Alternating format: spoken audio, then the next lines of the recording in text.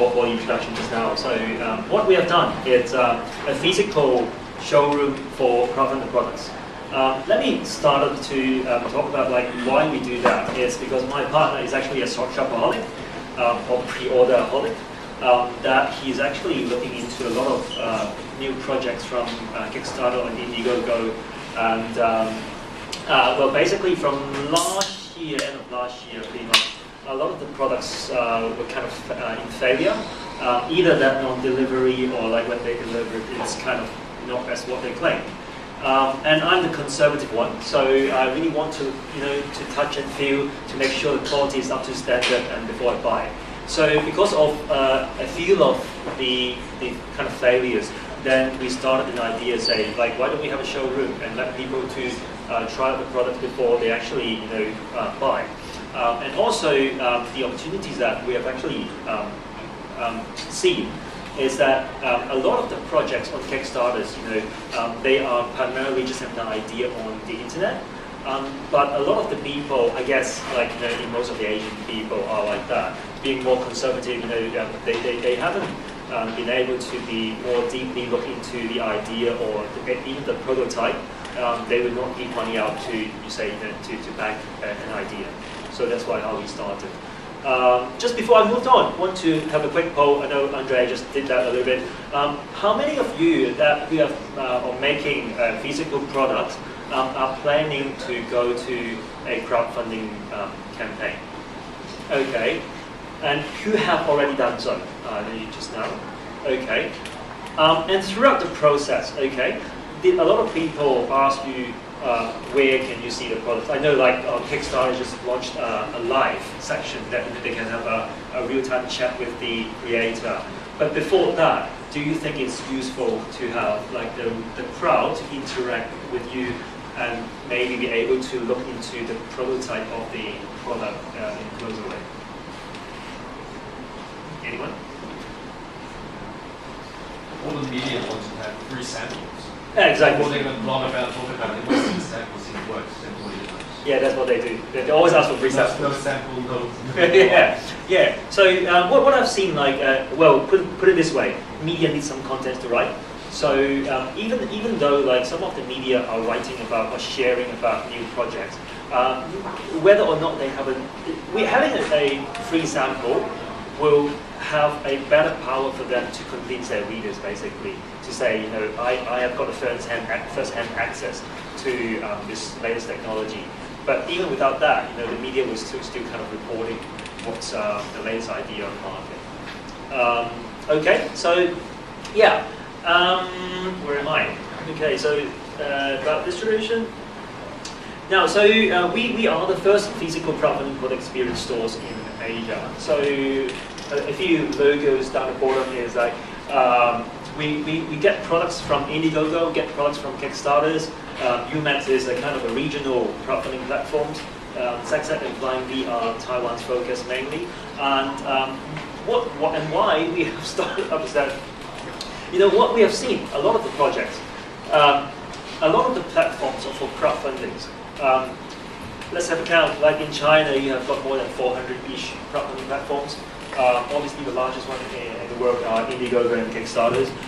And in the region, excluding China, you probably have like 50 crowdfunding platforms already that's floating around. Then how do you choose a crowdfunding platform? So let me take one step back. Is before we moved on about crowdfunding. What is a crowdfunding? So there's 3 steps, infographics, hopefully to illustrate to you what it is. So if you have an idea, and you may not necessarily have the sufficient funding to have it manufactured, so you will have the idea, be outspoken, and telling everyone as much as possible, just like a cold pitch here, or any exposures that you have. That you're trying to convince someone that your idea works and get the money from someone. In the past, you go for a venture capital or angel investment, but whether or not you may not always have access to these people.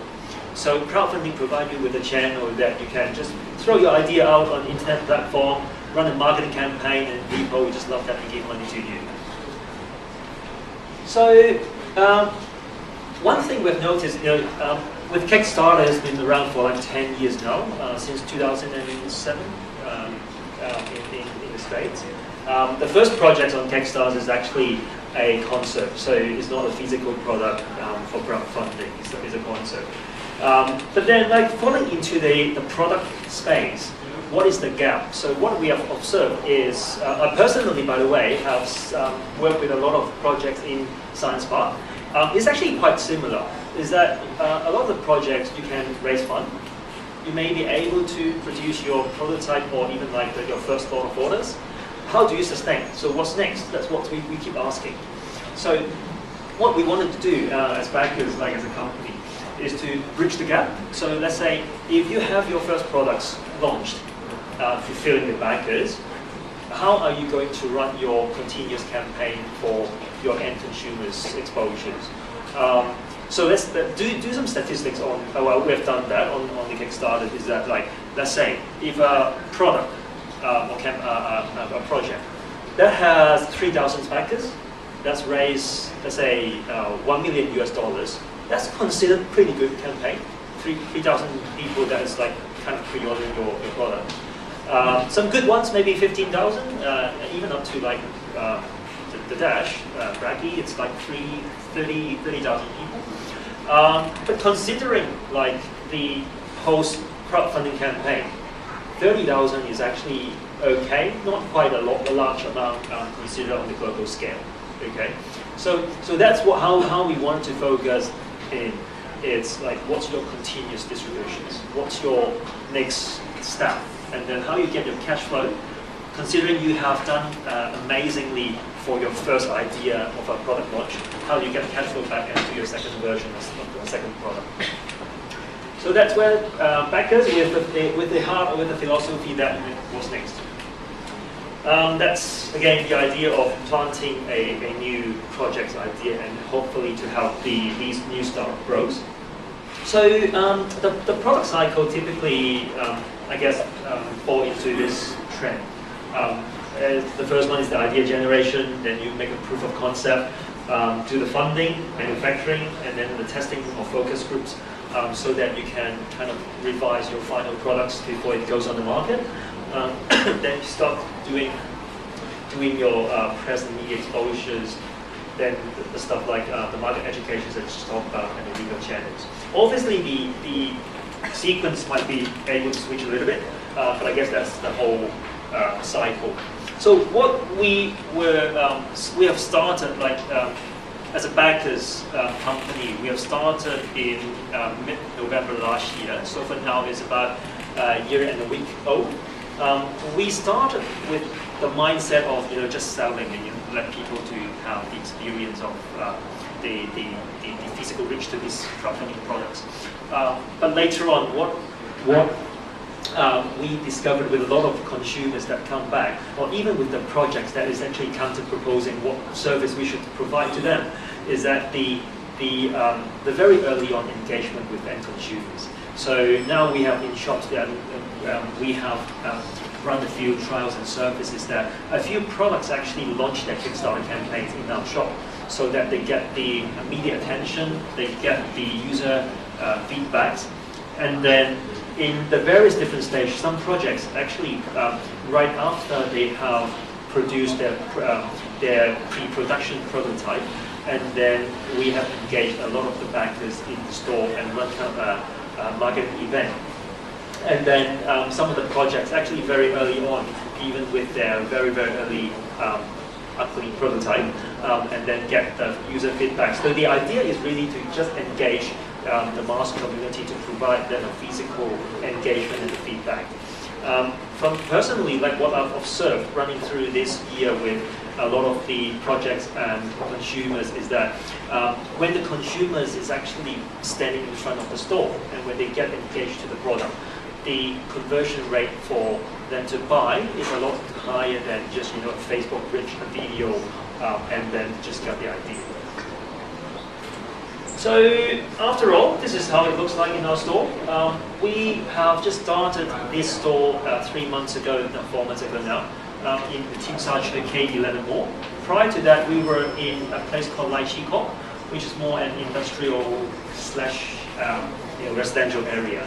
So obviously, different places, the traffic characteristics are very different.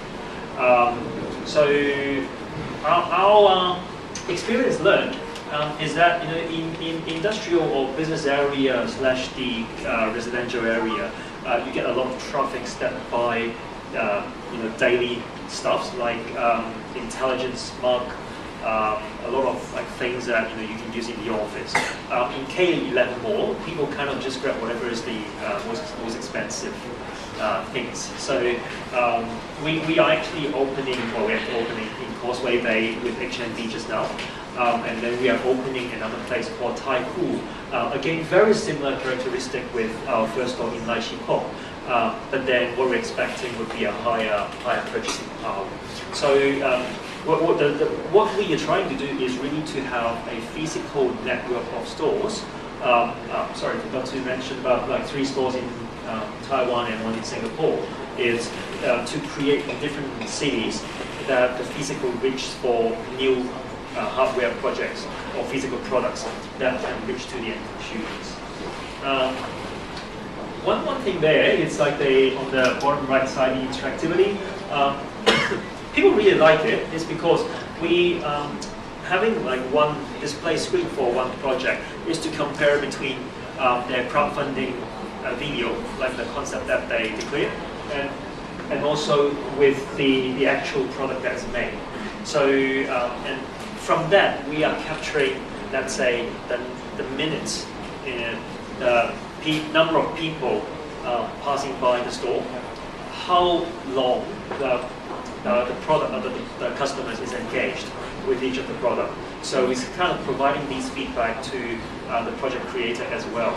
So you, other than Facebook, you have a second choice of advertising.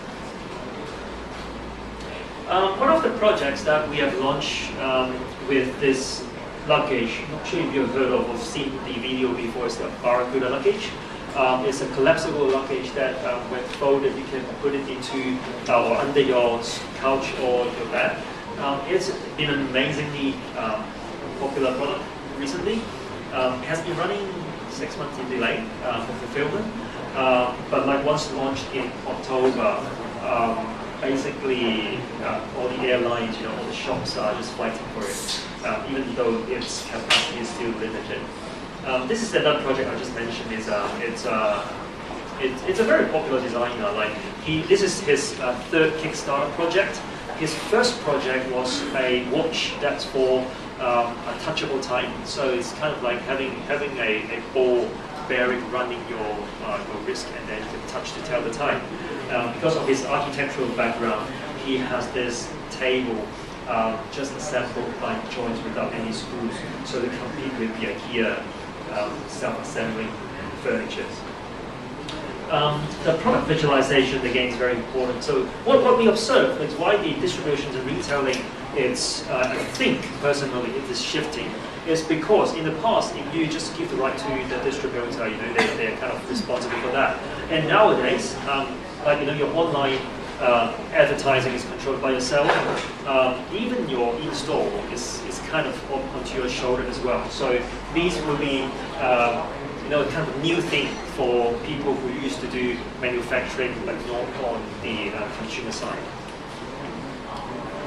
And just back to the engaging offline-online model is that what we find typically nowadays with the online social media, your engagement with Facebook, 10% is actually a very good engagement on the social media. On average, you probably are reaching to 1.5 to 3% on average on social media. But what we have experienced that if we can integrate the online experience and drawing them to the online, to the offline, and the offline engagement will usually be 30 to 50% among the traffic that will pass. That will be a much larger conversion to you. So just to summarize, as distributions, we've talked about a few things. Engaging product experience is one of the key. So don't just focus on an online advertising campaign. And that is the reasons why Amazon has opened up 2 physical stores in the States. One in Seattle, I'm not sure the new one where it is. And also we are seeing the trend of a lot of the hardware experience shops in the States as well. One is called Beta. It is in the Silicon Valley along the University Drive. Also, I think Best Buy has also opened up a trial experience shops just for people to go into get the product experience, and then they use it to test the water, saying like whether they should buy it as a Bangalore as a distributor. Online, offline. So you use the online channel to find your right fit and draw them to the physical channel and get a high engagement. A lot of planning. So pricing strategies and distribution channel. Just before I close out, actually, wanted to get a kind of poll from you guys and get my understanding is if there is a online platform or channel, then that allows you to select what channels that you can reach to. Let's say if the top 10 retailers is on the platform, and also all the Kickstarter projects, all the crowdfunding projects are on the platform, that provides a matching facilities. Do you think that will be useful? The matching facility is looking like more like an Airbnb of shops. Okay. So in the past, you need to rely on a distributor to find the right fit for you, and now you can use kind of Airbnb facilities. Then you can search for, I'm giving my 10% of commissions to a retailers, and then you will be able to see the retailer characteristics. Say this is a group of consumers with 20 to 35 years old, male focused. Do you think this is a beneficial functionality as a project creator? Okay. Then watch out. We're doing that. Thanks very much.